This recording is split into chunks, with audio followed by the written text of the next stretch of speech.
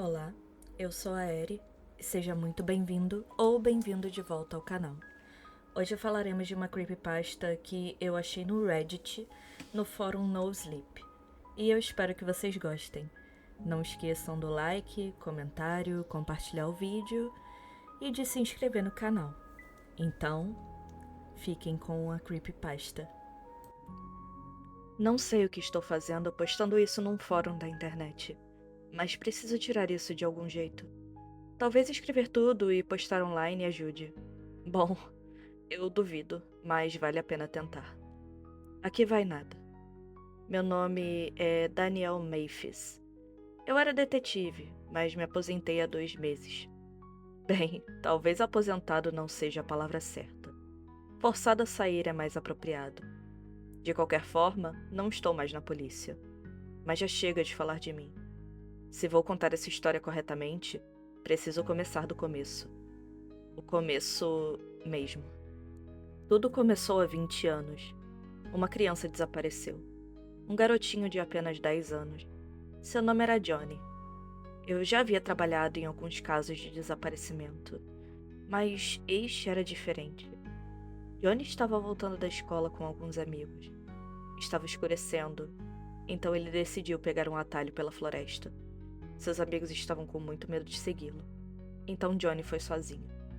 Nem preciso dizer que ele nunca voltou para casa. Os pais dele deram queixa de seu desaparecimento algumas horas depois. Vasculhamos a área por dias. Interrogamos todos os agressores sexuais num raio de 24 quilômetros. Que diabos!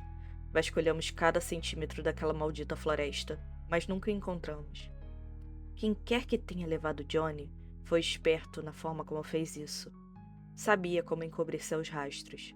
Foi quase como que o garoto tivesse desaparecido no ar. 1 mês depois, em meados de janeiro, eu estava batendo na porta dos pais dele. Estava nevando naquele dia. Lembro-me de Paul, o pai do garoto, atender a porta. Ele parecia cansado, como se não dormisse há semanas. Apesar disso, ele ainda se esforçou para ser educado. Ele me deu um sorriso cansado e apertou minha mão. "Detetive Mathis, entre", disse ele. "Minha esposa está na sala." A esposa dele, Erin, estava sentada de costas para mim, olhando para a TV.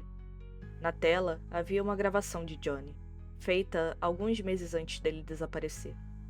Era granulada e borrada, como vídeos caseiros.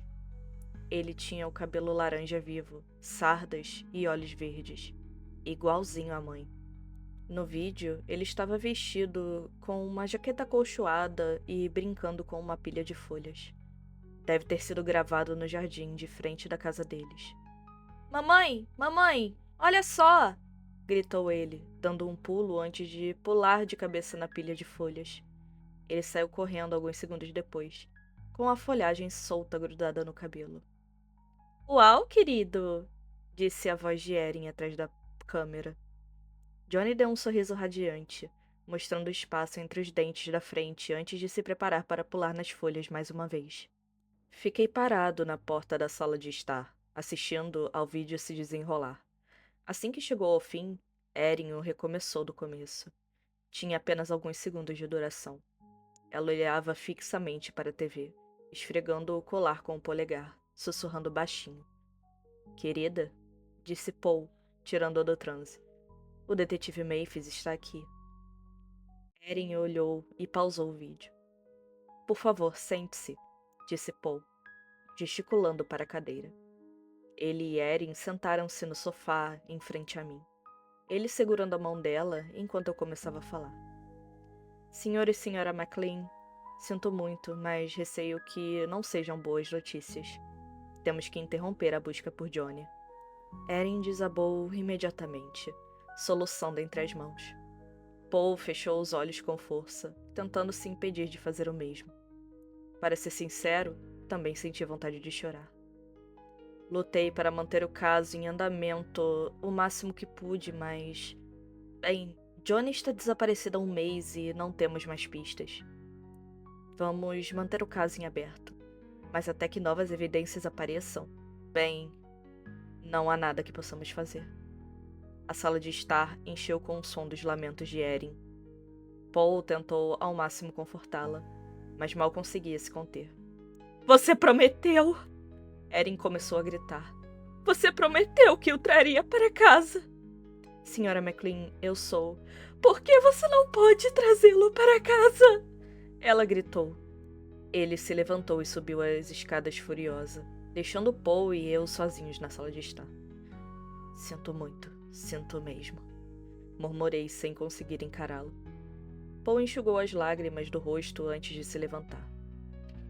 Acho que você deveria ir embora. Olhei para ele, abrindo a boca para dizer algo, mas nenhuma palavra saiu. Simplesmente assenti e me levantei. Paul mal conseguia conter as lágrimas quando saí. Assim que fechei a porta atrás de mim, pude ouvi-lo desabar e começar a soluçar. Paul e Erin morreram 15 anos depois. Paul começou a beber e nunca mais parou. Erin jogou seu carro de uma ponte no meio da noite e se afogou. Acho que eles nunca me perdoaram. Não mesmo. Para eles, eu sempre fui o detetive que não conseguiu trazer o filho deles de volta para casa. Era o 20º aniversário do desaparecimento do garoto, 5 de dezembro, quando eu cheguei em casa e encontrei uma carta. Não tinha endereço de remetente nem nenhuma característica definitiva. Era apenas um envelope branco e simples. Não havia como ter sido entregue por um carteiro. Alguém o entregou pessoalmente. Ainda o tenho em algum lugar, mas não preciso lê-lo novamente para lembrar o que dizia. As palavras estão gravadas em meu cérebro como ferro em brasa. Sentei-me à mesa de jantar, cortei o envelope e comecei a ler. Caro detetive Mathis, se as coisas fossem diferentes, eu teria escrito essa carta aos pais de Johnny. Lamento nunca ter tido a oportunidade de explicar isso a eles. Sei que eles nunca teriam conseguido entender, mas eu gostaria de explicar mesmo assim. Mas chega disso. Com eles fora, decidi que o único digno da minha confissão é você. Eu vi você me procurar, sabia? Eu assisti às suas entrevistas no noticiário. Vi todas as suas pistas esfriarem. Na verdade, eu já vi você pessoalmente. Você não teria me notado. Eu seria mais um rosto no supermercado ou na rua. Mas eu notei você. Eu sempre notei você, detetive Mathis. Tenho certeza de que você já percebeu. Mas fui eu quem levou Johnny. Fui eu quem sequestrou na floresta há 20 anos. Ainda me lembro como o atraí para o meu carro. Lembro-me como o deixei inconsciente. Lembro-me de como eu tremia. Quero que saiba que eu nunca toquei nele. Não daquele jeito, pelo menos. Quero que isso fique claro. No verso desta carta estão as coordenadas. Siga-as e mais será revelado. E se você contar isso à polícia, estará desperdiçando sua única chance de fazer o que é certo por Johnny. Chega de mistérios, chega de jogos. Está na hora de você descobrir o que eu fiz e por que eu fiz. Fiquei ali sentado, lendo e relendo aquela carta pelo que pareciam horas. Havia duas possibilidades. Ou a pessoa que sequestrou Johnny há 20 anos atrás realmente tinha me enviado uma carta confessando sua culpa, ou alguém estava me enganando. E eu não sabia o que era pior. Virei a carta e olhei as coordenadas, tomando cuidado para não tocar muito no papel. Se aquilo realmente tivesse sido escrito pela pessoa que levou Johnny, eu queria preservar as impressões. Olhando para as coordenadas, meu primeiro instinto foi ligar para a delegacia. Mas então, outro pensamento me veio à mente. Eu sabia que se eu aparecesse com outros policiais e o cara que levou Johnny estivesse lá, ele seria preso. Se eu fosse sozinho, sabia que poderia dar a ele o que realmente merecia, sem testemunhas, sem ninguém para me impedir e dar um tiro na cabeça dele. Além disso, eu poderia ter dito que foi legítima defesa. Esse cara fez os pais do Johnny passarem por um inferno. Eu não ia perder a oportunidade de enterrá-lo. Tirei uma foto das coordenadas e coloquei no Google Maps. Era uma viagem de cerca de 30 minutos, no meio da mata, fora da cidade. Vesti meu casaco, peguei minha arma e corri para o meu carro. Fiquei surpreso por não ter sido parado pela polícia, considerando a velocidade em que eu estava. Enquanto eu acelerava pela rodovia interestadual, O couro do meu volante rangeu sob minha mão. Meus dedos ficaram brancos e me peguei rangendo os dentes. Pensei no que a carta dizia, em como ele se gabava de me ver em público. Quantas vezes eu já tinha passado por aquele cara? Quantas vezes eu já tinha passado por alguém na esquina e esse alguém era ele? Eu não era policial naquele momento. Eu não estava com meu distintivo nem com as luzes acesas. Eu estava apenas com raiva e pronto para matar um homem. Por fim, entrei em uma velha estrada de terra. Segui as instruções até encontrar uma trilha que dava para a mata. Estacionei o carro, peguei a lanterna no porta-luvas e saí. Era crepúsculo, e a floresta estava silenciosa, coberta por uma espessa camada de neve. Nem os pássaros faziam barulho. Aquele tipo de silêncio que só se encontra no auge do inverno. Quando eu caminhava pela floresta, a raiva só aumentava. Imaginei que deve ter sido quando Johnny foi trazido para cá. 1 milhão de perguntas passavam pela cabeça. Será que ele estava inconsciente enquanto era arrastado pela neve? Será que ele estava vivo? Teria deixado um rastro de sangue? Ou estaria enrolado em um saco de lixo? As coordenadas me tiraram da trilha e me embrenharam na mata. Nem pensei que conseguiria encontrar o caminho de volta. Só tinha uma coisa em mente. Finalmente, cheguei às coordenadas. Só que eu não encontrei nada. Era apenas uma pequena clareira, o chão coberto de neve, árvores nuas e o céu escuro parando por cima. Apontei minha lanterna ao redor, procurando desesperadamente por alguma coisa, qualquer coisa. Verifiquei meu celular 2 vezes para ter certeza que estava no lugar certo. Eu estava. Tropeçando em um tronco, morto, encostado numa pequena colina, sentei-me. Enterrei o rosto nas mãos e enxuguei algumas lágrimas enquanto minha respiração desaparecia em nuvens de vapor. A neve chegava aos meus tornozelos e o frio penetrava pelas minhas botas. Dei um soco na madeira em decomposição. Fiz de novo, e de novo. Levantei-me em um salto e me virei, gritando para a floresta vazia enquanto pisava furiosamente no tronco. A madeira seca se estilhaçou e rachou sobre minha bota, enquanto eu gritava todos os palavrões que conseguia imaginar. Depois de ter sido meu 10º chute, meu pé atravessou o tronco oco e bateu em algo atrás dele. Algo de metal. Tropecei para trás, meu pé latejando de dor. Apontando minha lanterna através do buraco recém-formado no tronco, vi uma superfície de metal enferrujado escondida embaixo dele.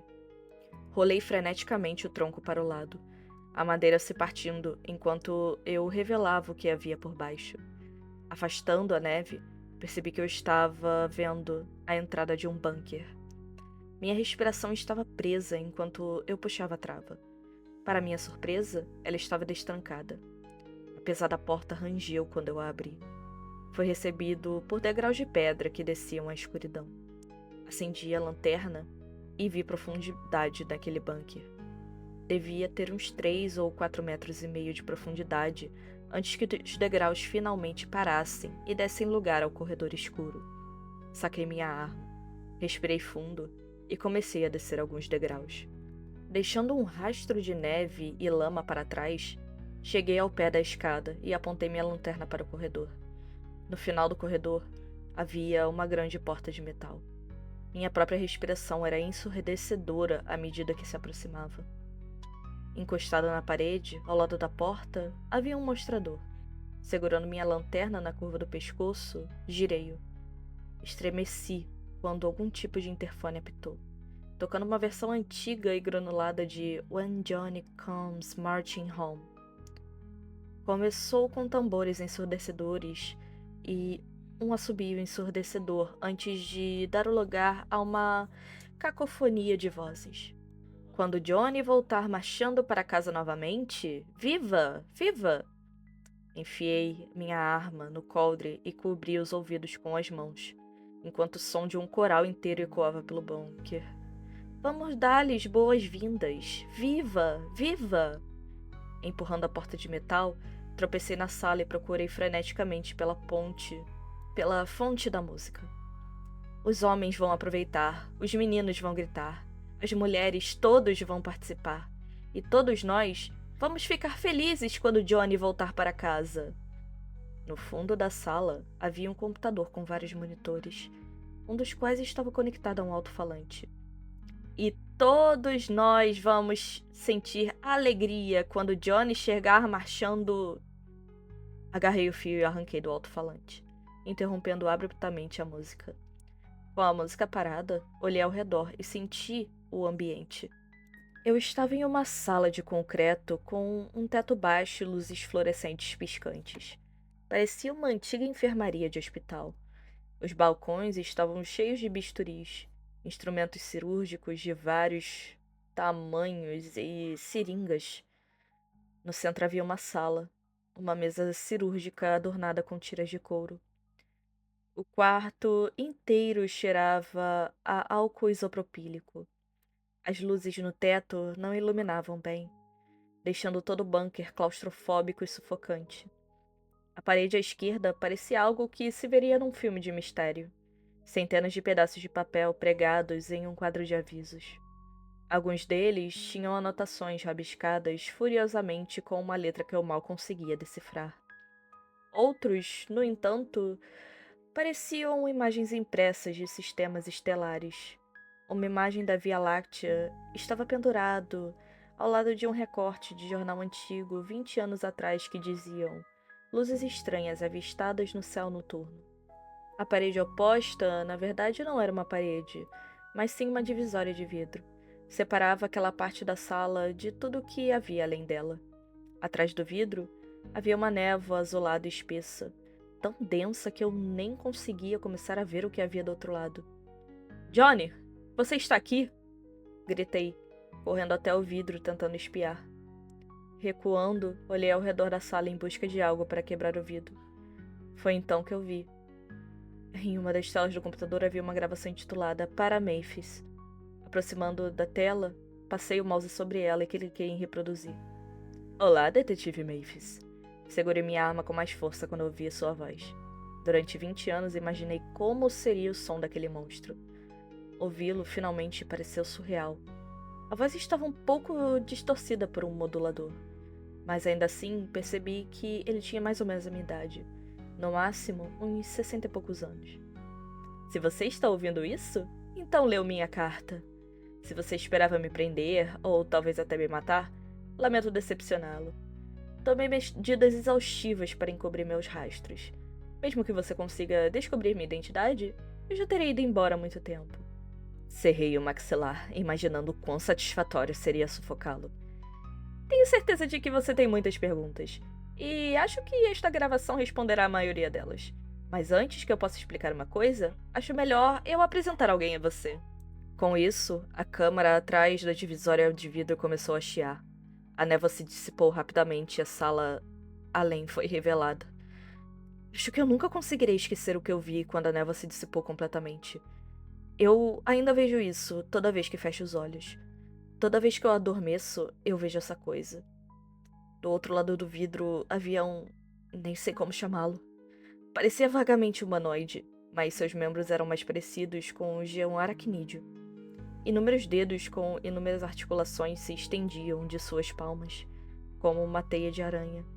Sua pele era marrom, coberta por uma espessa camada de lodo que pingava ao chão. Seu torso, emaciado, era oco. Suas costelas curvavam-se para fora, formando uma cavidade central que rugia levemente enquanto a criatura respirava silenciosamente. Detetive Memphis, dizia a gravação. Apresento-lhe o basilisco. Esse é seu verdadeiro nome, ou simplesmente o nome que escolheu. Isso não me diz nada. Enquanto meus olhos percorriam a forma horrivelmente disforme e grotesca da criatura, vi algo que fez meu coração afundar no estômago. Envolto a sua caixa torácica coberta, havia um corpo. Era pequeno, frágil e envolto em um casulo de tendões. O fluido estranho pingava, e parte da sua pele descolorida parecia estar se fundindo com a própria criatura. Dando um passo em direção ao vidro, eu soltei um suspiro silencioso quando vi os fios de cabelo laranja pendurados em seu couro cabeludo. Johnny, sussurrei. Para o meu horror, um de seus olhos verdes se abriu, as íris injetadas de sangue. Ele me encarou com uma fração de segundos antes das suas pupilas retraírem e ele começar a se debater. Ele estava vivo. Ele estava vivo pra caralho! Através do vidro, eu ouvia gemidos horríveis e exucrantes. Rezo pra nunca mais ouvir algo assim. Eles reverberavam nas paredes do bunker, os soluços sufocados de uma criança. Uma criança chorando não porque está triste ou porque precisa de atenção, mas porque está com dor. Passei minha mão contra o vidro e lutei contra as lágrimas, enquanto observava Johnny, o garoto que eu pensava estar morto há 20 anos, se contorcer de agonia diante dos meus olhos. De repente, seus gritos foram abafados por um gemido baixo. Um estranho clique preencheu a sala enquanto muitos dedos alongados do basilisco começaram a se contrair. Depois de alguns segundos, os gritos abafados de Johnny silenciaram. Seus olhos se fecharam e ele ficou imóvel. Assim que ele parou de se mover, o basilisco também parou. Johnny! Johnny! Gritei, batendo no vidro. Nem ele nem a criatura responderam. Incrível, não é? A gravação falou novamente. O basilisco chegou até mim há 20 anos. Sua nave espacial desceu das estrelas diante dos meus olhos. Eu mal ouvi a gravação naquele momento. Meus olhos estavam fixos em Johnny, imóvel, dentro do peito da criatura. Quer saber a parte mais interessante, detetive Mathis? Quando chegou a minha vez, eu era um homem moribundo. Câncer no cérebro, estágio 4, inoperável. Sua voz parecia sombria antes de se animar enquanto ele continuava.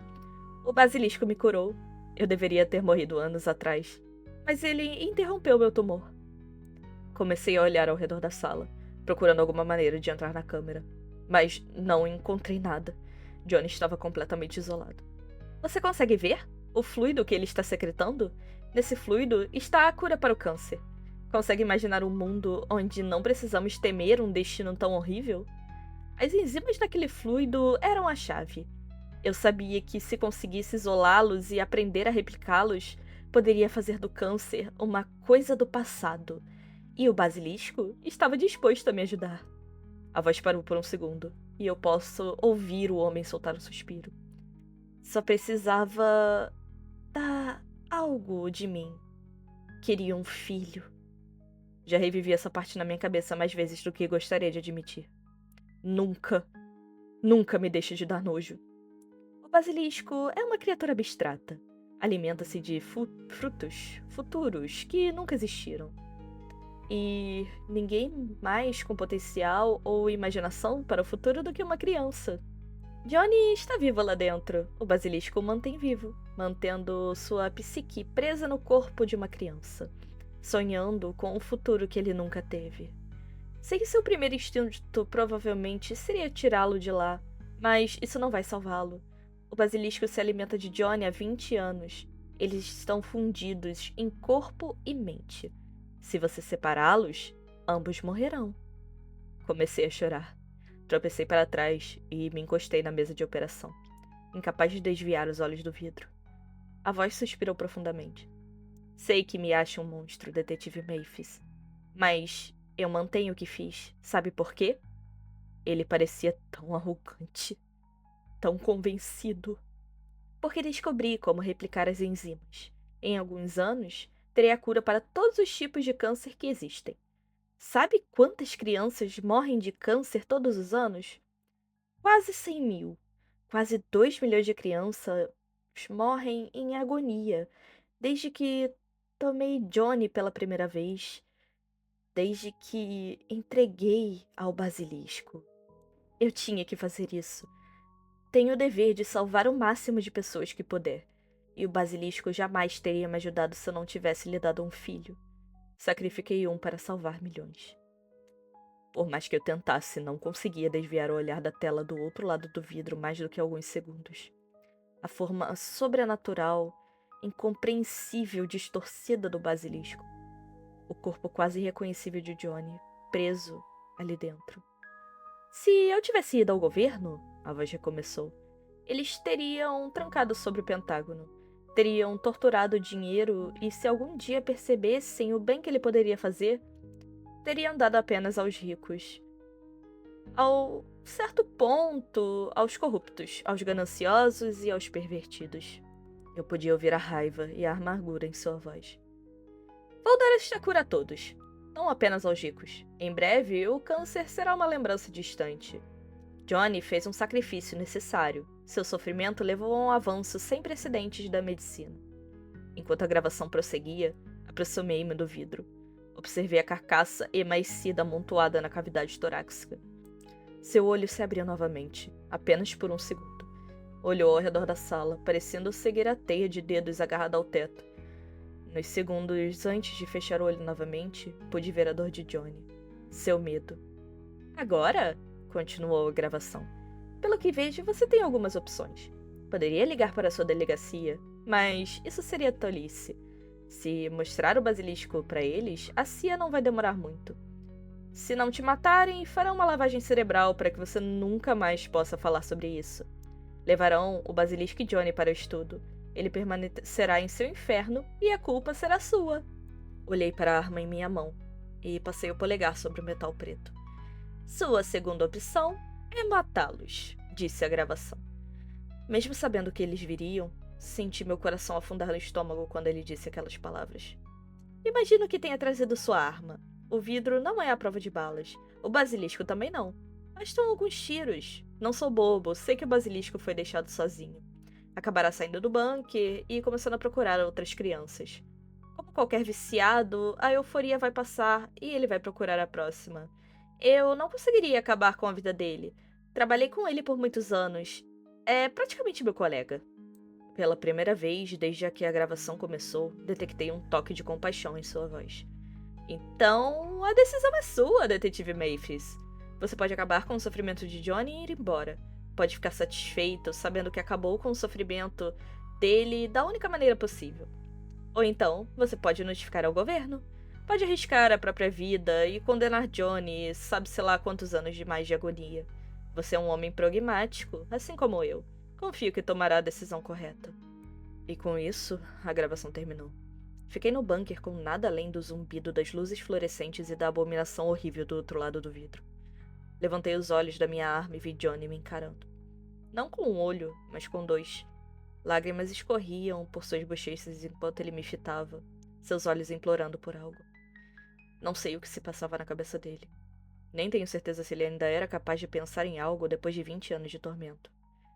Depois de alguns segundos, os dedos do basilisco se contraíram novamente. Johnny foi puxado de volta para seu sono. Olhei minha arma novamente. Minha mão estava tremendo. Poucos minutos depois, saí do bunker e entrei na noite fria. O frio queimava em minha pele e o cano da minha arma ainda fumegava.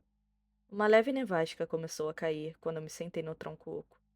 Comecei a soluçar. Enxuguei os olhos, mas as lágrimas continuaram a sair. Desculpe. Desculpe. Eu sinto muito mesmo. Eu chorei. Enquanto chorava, senti o peso da arma na minha mão. 2 balas, mais leves de quando eu cheguei.